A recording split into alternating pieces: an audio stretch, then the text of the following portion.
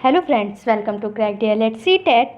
इस वीडियो में हम लोग सीडीपी यानी चाइल्ड डेवलपमेंट एंड पेडागोजी के कुछ इंपॉर्टेंट प्रीवियस ईयर क्वेश्चंस देखेंगे जो कि सीटेट एग्ज़ाम के लिए आप लोगों को हेल्पफुल होंगे।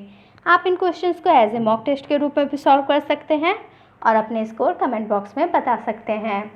चलिए देखते हैं आज का पहला क्वेश्चन। आज का पहला क्वेश्चन है, जब बच्चे की दादी उसे उसकी माँ की गोद से लेती हैं तो बच्चा रोने लगता है। बच्चा यह किस कारण बच्चा व्यवहार प्रदर्शित करता है? तो ऑप्शन ए सामाजिक दुश्चिंता, ऑप्शन बी संवेगात्मक दुश्चिंता, ऑप्शन सी अजनबी दुश्चिंता या ऑप्शन डी वियोग दुश्चिंता। तो जब छोटे बच्चे को किसी एक व्यक्ति से दूसरे व्यक्ति के पास जाना होता है तो वह रोने लगता है, तो यह उसकी संवेगात्मक दुश्चिंता के कारण ऐसा होता है। तो इस क्वेश्चन का राइट आंसर होगा ऑप्शन बी। नेक्स्ट क्वेश्चन है, एक शिक्षक प्रश्न पत्र बनाने के बाद यह जांच करता है कि क्या प्रश्न परीक्षण के विशिष्ट उद्देश्यों की परीक्षा ले रहे हैं। तो वहाँ मुख्य रूप से प्रश्न की क्या देखना चाहता है, प्रश्न के पत्र के बारे में उसके विचार वो क्या प्रस्तुत कर रहा है। ऑप्शन ए संपूर्ण विषय वस्तु को शामिल करने के लिए, ऑप्शन बी प्रश्नों के प्रकार के लिए, ऑप्शन सी विश्वसनीयता देख रहा है या ऑप्शन डी वैधता। तो इस क्वेश्चन का राइट आंसर होगा ऑप्शन डी वैधता। तो जब एक शिक्षक प्रश्न पत्र बनाने के बाद यह जांच करता है कि प्रश्न पत्र जिस उद्देश्य के लिए बनाया गया था वह उसकी पूर्ति कर रहा है या नहीं, तो यहाँ वैधता जांचने का एक माध्यम होता है। वैलिडिटी देखी जाती है कि ये जो प्रश्न पत्र बनाया गया है तो जिस स्तर के बच्चों के लिए बनाया गया है तो यह उनके लिए वैलिड है या नहीं है। विश्वसनीयता मतलब अगर कोई प्रश्न पत्र बार बार जांचने के पश्चात भी उतने ही अंक व्यक्ति को प्राप्त होते हैं तो यह विश्वसनीयता को दर्शाता है। सो इस क्वेश्चन का राइट आंसर है ऑप्शन डी। नेक्स्ट क्वेश्चन है, एक शिक्षिका पाठ्य वस्तु और फल सब्जियों के कुछ चित्रों का प्रयोग करती है और अपने विद्यार्थियों से चर्चा करती है। विद्यार्थी इस जानकारी को अपने पूर्व ज्ञान से जोड़ते हैं और पोषण की संकल्पना को सीखते हैं। तो यह उपागम किस पर आधारित है? ऑप्शन ए अधिगम के शास्त्रीय अनुबंधन, ऑप्शन बी पुनर्वलन के सिद्धांत, ऑप्शन सी अधिगम के सक्रिय अनुबंधन या ऑप्शन डी ज्ञान के निर्माण। तो इस क्वेश्चन का राइट आंसर होगा ऑप्शन डी ज्ञान के निर्माण। जब बालक अपने पूर्व ज्ञान के आधार पर नए ज्ञान को प्राप्त करता है तो वह एक तरीके से ज्ञान के निर्माण को सीखता है, ज्ञान का निर्माण कर रहा होता है जिसके आधार पर वह अपने पूर्व ज्ञान से नए ज्ञान को सीखने में मदद पाता है। तो इस क्वेश्चन का राइट आंसर होगा ऑप्शन डी। नेक्स्ट क्वेश्चन है समावेशी शिक्षा। तो समावेशी शिक्षा के बारे में यहाँ पे आपको 4 ऑप्शन दे रखे हैं और आपको बताना है कौन सा राइट है। तो ऑप्शन है कक्षा में विविधता का उत्सव मनाती है, ऑप्शन बी दाखिले संबंधी कठोर प्रक्रियाओं को बढ़ावा देती है, ऑप्शन सी तथ्यों की शिक्षा से संबंधित है या ऑप्शन डी हंसिए पर स्थित वर्गों से शिक्षकों को सम्मिलित करने से संबंधित है। तो इस क्वेश्चन का राइट आंसर होगा ऑप्शन ए कक्षा में विविधता का उत्सव मनाती है। तो समावेशी शिक्षा के अंतर्गत सभी प्रकार के बालकों को, चाहे वो वंचित वर्ग के हों, पिछड़े वर्ग के हों, अधिगम अक्षमता उनमें हो या कोई भी बालक हो, तो उनको सबको एक साथ शिक्षा दी जाती है। तो इसलिए इस क्वेश्चन का राइट आंसर होगा ऑप्शन ए कक्षा में विविधता का उत्सव मनाती है। नेक्स्ट क्वेश्चन है, किस प्रकार के प्रश्नों को वस्तुनिष्ठ प्रश्नों की श्रेणी में रखा जाता है? वस्तुनिष्ठ यानी ऑब्जेक्टिव टाइप्स के क्वेश्चन में किन क्वेश्चंस को रखा जाता है? ऑप्शन ए लघु उत्तरात्मक प्रश्न, ऑप्शन बी मुक्त उत्तर वाले प्रश्न, ऑप्शन सी सत्य या असत्य या ऑप्शन डी निबंधात्मक प्रश्न। तो इस क्वेश्चन का राइट आंसर होगा ऑप्शन सी सत्य या असत्य वाले प्रश्न। तो ऑब्जेक्टिव टाइप के क्वेश्चंस के अंतर्गत वन लाइनर या कह सकते हैं वन वर्ड की क्वेश्चन रखे जाते हैं। तो इस क्वेश्चन का राइट आंसर होगा ऑप्शन सी।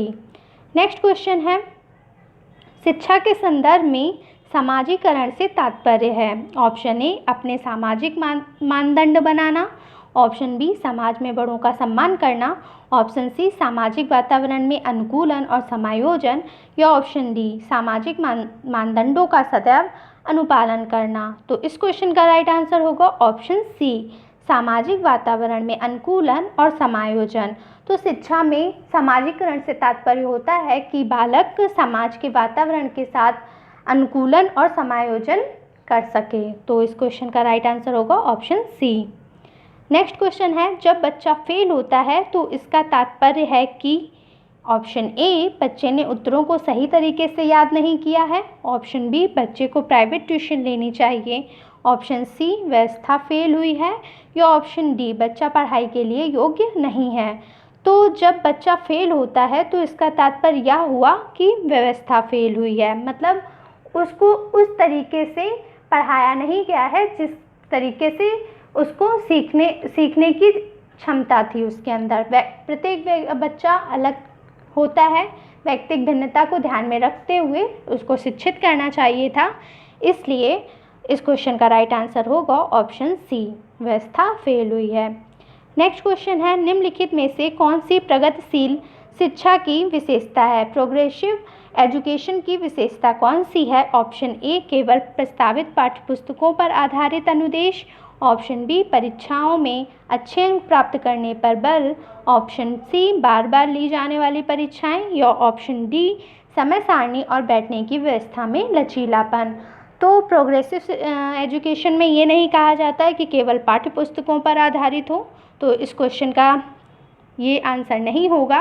ना ही अच्छे अंकों, ऐसा नहीं है कि सिर्फ शिक्षा अच्छे अंकों पर ही आधारित होती है, तो ऑप्शन बी भी इस क्वेश्चन का आंसर नहीं होगा। ना ही बार बार ली जाने वाली परीक्षाएं प्रगतिशील शिक्षा के अंतर्गत आती हैं, तो इस क्वेश्चन का राइट आंसर होगा ऑप्शन डी समय सारणी और बैठने की व्यवस्था में लचीलापन। नेक्स्ट क्वेश्चन है, निम्नलिखित में से कौन सा शिक्षक से संबंधित अधिगम को प्रभावित करने वाला कारक है? तो शिक्षक से संबंधित अधिगम को प्रभावित करने वाला कारक आपको बताना है। तो ऑप्शन ए बैठने की उचित व्यवस्था, ऑप्शन बी शिक्षण अधिगम संसाधनों की उपलब्धता, ऑप्शन सी विषय वस्तु या अधिगम अनुभवों की प्रकृति, या ऑप्शन डी विषय वस्तु में प्रवीणता।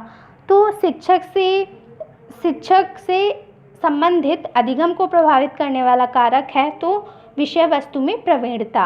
अगर शिक्षक को अपने विषय वस्तु में अच्छी प्रवीणता प्राप्त है, उसको ये पता है कि कहाँ पे कौन से कौशल यूज़ करने, कौन सी विधियाँ यूज़ करनी हैं, तो वह अधिगम को प्रभावी बना सकता है। तो इस क्वेश्चन का राइट आंसर होगा ऑप्शन डी।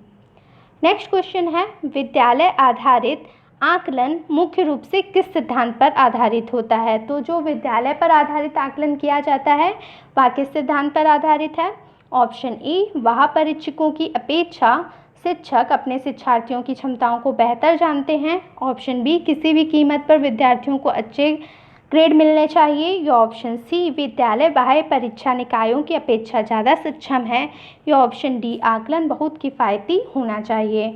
तो इस क्वेश्चन का राइट आंसर होगा ऑप्शन ए बाह्य परीक्षकों की अपेक्षा शिक्षक अपने शिक्षार्थियों की क्षमताओं को बेहतर जानते हैं, क्योंकि वहाँ प्रत्येक बालक का प्रत्येक कक्षा के अंतर्गत आकलन करते हैं, इसलिए इस क्वेश्चन का राइट आंसर होगा ऑप्शन ए कि बाह्य परीक्षकों की अपेक्षा शिक्षक अपने शिक्षार्थियों की क्षमताओं को बेहतर तरीके से जानते हैं। नेक्स्ट क्वेश्चन है, राज्य स्तर की एक एकल गायन प्रतियोगिता के लिए विद्यार्थियों को तैयार करते समय एक विद्यालय लड़कियों को वरीयता देता है, तो यह दर्शाता है ऑप्शन ए वैश्विक प्रवृत्तियाँ, ऑप्शन बी प्रयोजनात्मक उपागम, ऑप्शन सी प्रगतिशील चिंतन, या ऑप्शन डी लैंगिक पूर्वाग्रह। तो अगर गायन प्रतियोगिता के लिए सिर्फ लड़कियों को ही चयनित किया जा रहा है तो यह लैंगिक पूर्वाग्रह को दर्शाता है, यानी विद्यालय यह सोच रखते हैं कि गायन प्रतियोगिता में पार्टिसिपेट करने के लिए लड़कियां ही अच्छी होती हैं क्योंकि उनकी आवाज़ मधुर होती है, परंतु ऐसा नहीं है, लड़के भी अच्छा गा सकते हैं। तो यहाँ पे ये दर्शाया गया है कि विद्यालय लैंगिक पूर्वाग्रह को वरीयता दे रहा है, तो इस क्वेश्चन का राइट आंसर होगा ऑप्शन डी।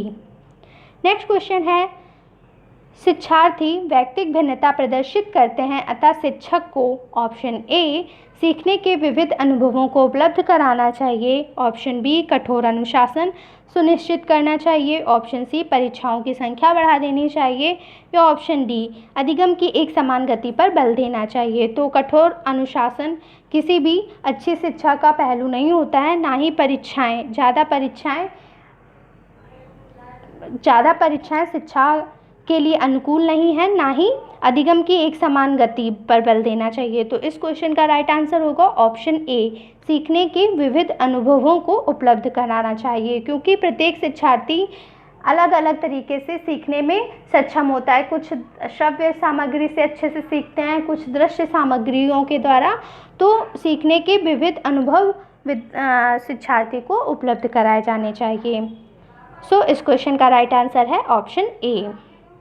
नेक्स्ट क्वेश्चन है, कोहलबर्ग के अनुसार शिक्षक बच्चों में नैतिक मूल्यों का विकास कर सकता है, ऑप्शन ए धार्मिक शिक्षा को महत्व देकर, ऑप्शन बी व्यवहार के स्पष्ट नियम बनाकर, ऑप्शन सी नैतिक मुद्दों पर आधारित चर्चाओं में उन्हें शामिल करके, या ऑप्शन डी कैसे व्यवहार किया जाना चाहिए इस पर कठोर निर्देश देकर।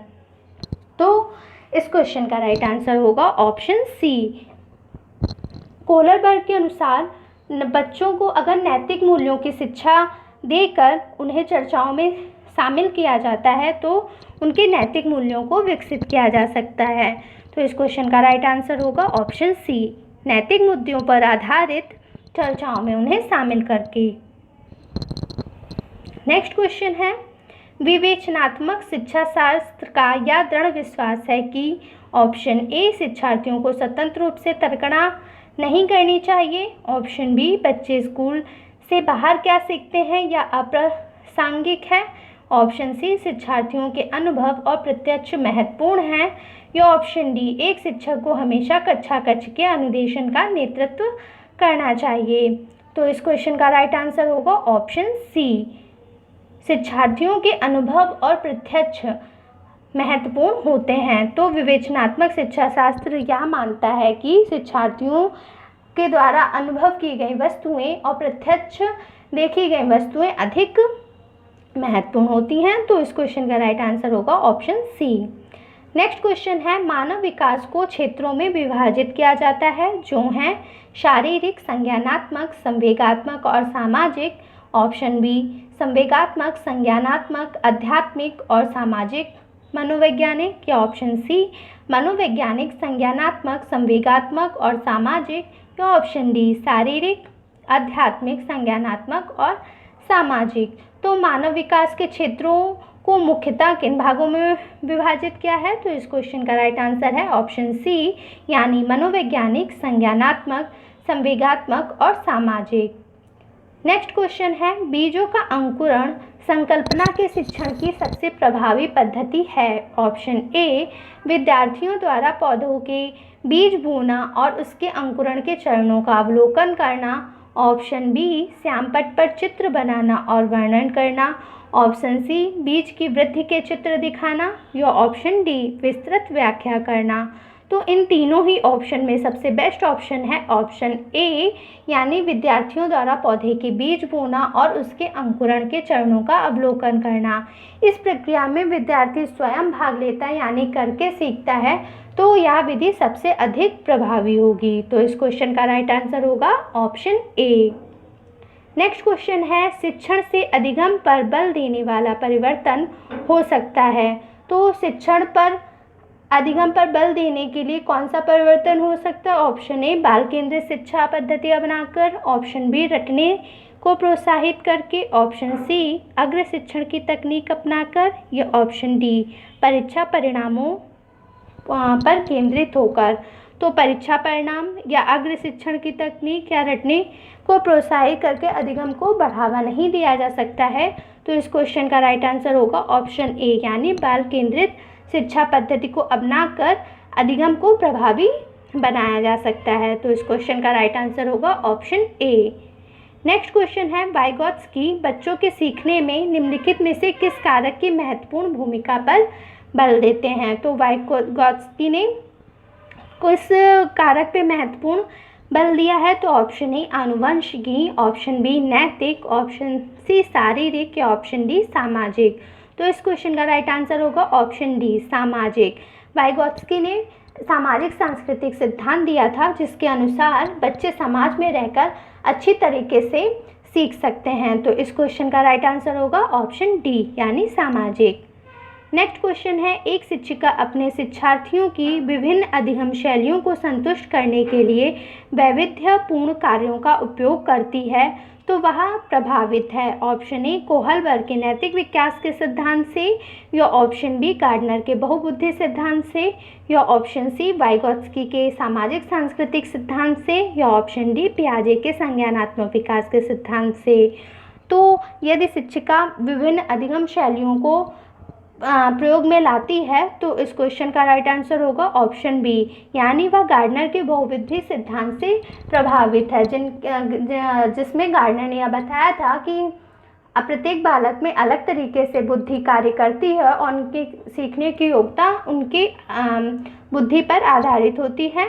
तो इसलिए शिक्षिका वैविध्यपूर्ण कार्यों का उपयोग कर रही है, यानी वह गार्डनर के बहुबुद्धि सिद्धांत से प्रभावित है।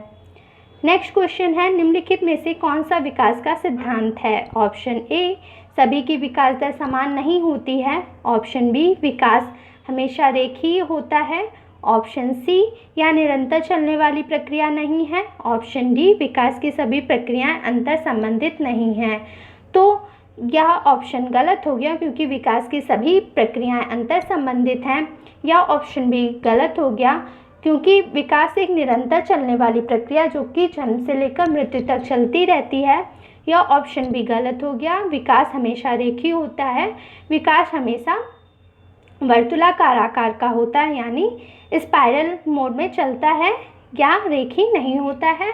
तो इस क्वेश्चन का राइट आंसर हो गया ऑप्शन ए, सभी की विकास दर समान नहीं होती है, या विकास का एक सिद्धांत है, यानी सभी के डेवलप करने की क्षमता एक जैसी नहीं होती है। कुछ बच्चे कुछ चीज़ें पहले सीख जाते हैं, कुछ बाद में सीख जाते हैं। तो इस क्वेश्चन का राइट आंसर होगा ऑप्शन ए, यानी सभी की विकास दर समान नहीं होती है। आज के वीडियो में इतने ही क्वेश्चन। होपफुली वीडियो अच्छा लगा होगा। वीडियो अच्छा लगा हो तो वीडियो को लाइक कीजिएगा, शेयर कीजिएगा और चैनल को सब्सक्राइब कीजिएगा। मिलते हैं नेक्स्ट वीडियो में। Thanks for watching.